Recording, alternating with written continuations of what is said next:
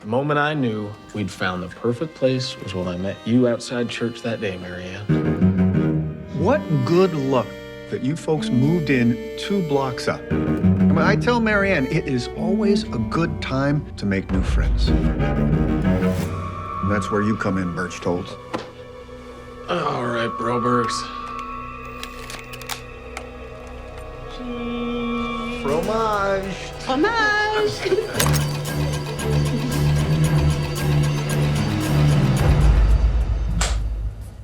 Set. And action. It shows the story of the Broberg family in Idaho in the 70s, and Jan Broberg, their daughter, who was kidnapped repeatedly by the same person. It's the story of how they survived it as a family. The story takes place from 1972 to 1978 in Pocatello, Idaho, and in Utah, and a little bit in California, and a little bit in Mexico. So we had a lot of locations to find.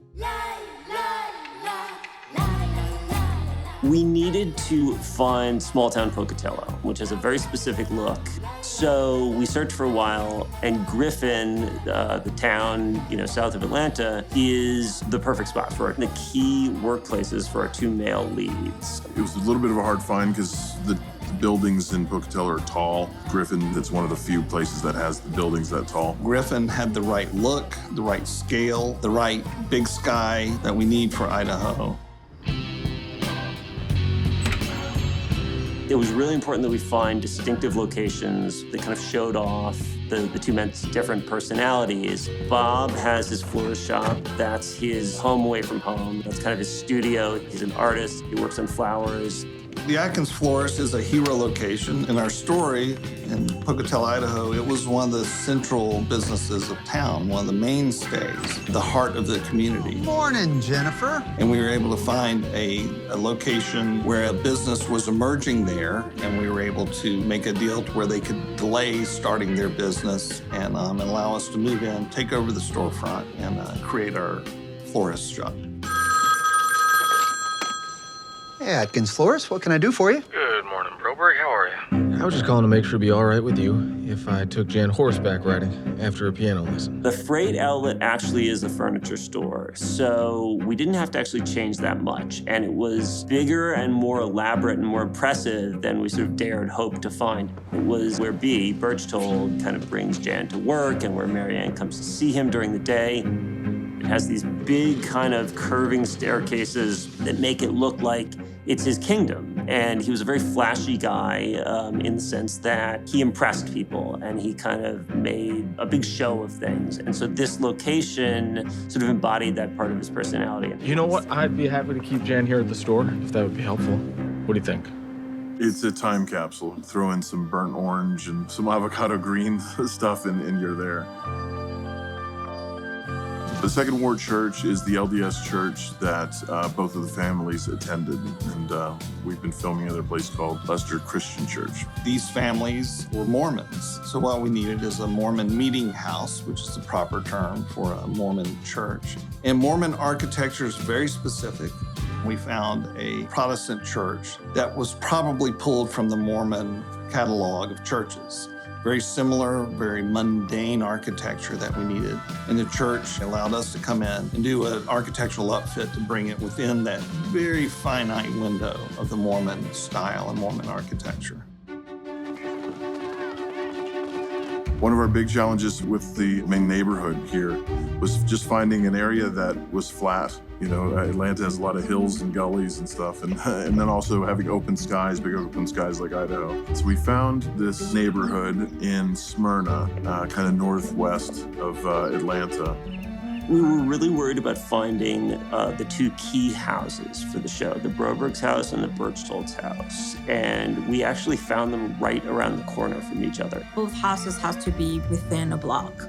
That's how the story tells. That's how the reality of that. You know, they were neighbors within half a block. Well, what is the Brady Bunch doing on my lawn? We found the perfect Broberg house. We got permission to renovate it, so the owners got a free renovation. And we made it virtually identical to the house where the Brobergs grew up. And that's the very important thing. The floor plans of the Broberg house, the main floor and the basement was a key component of the crime that was committed in this story. Bob Berchtold used the plan to his advantage.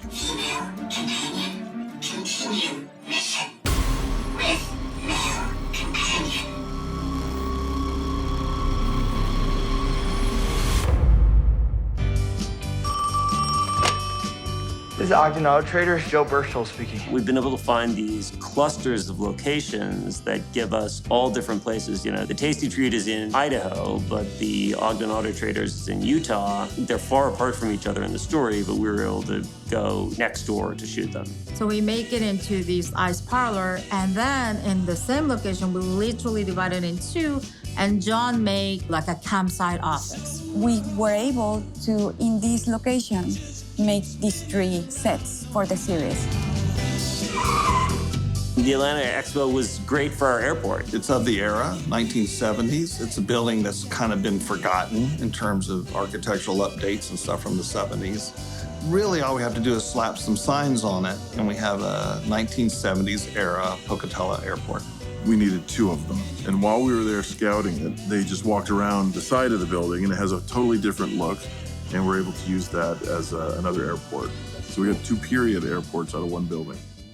The Family Fun Center was an incredible discovery. It's a bizarre and disturbing part of the true story that this guy actually did buy a fun center where kids could come and play and he could be kind of like the ringmaster. And we wanted a location that captured that sense of flashy, colorful, charming, beguiling feeling that he created. And when we saw this location, we were like, this is perfect for his character and perfect for what we need. Atlanta is one of the most prolific markets operating in the planet right now. One, it's competitive, but number 2, the resources are here. So when you come to Atlanta, the industry is here, it's thriving. Atlanta has so many looks for a film. So when you're trying to piece something together, there's a lot new for other projects. But for a period show like this, there's still these little pockets that either they haven't renovated yet or they're being kind of restored to the way they were. You not only have like good bones to say so to create any story here in Georgia, but you have really good crews. Working with the local cast and crew, it's been great. They're very professional, they're well prepared. It's not just the craft, the experience that they have, but also the way that they approach the projects. The Georgia Film Commission has been awesome for us. They helped us find everything that we needed for a friend of the family, so we could not have done it without them.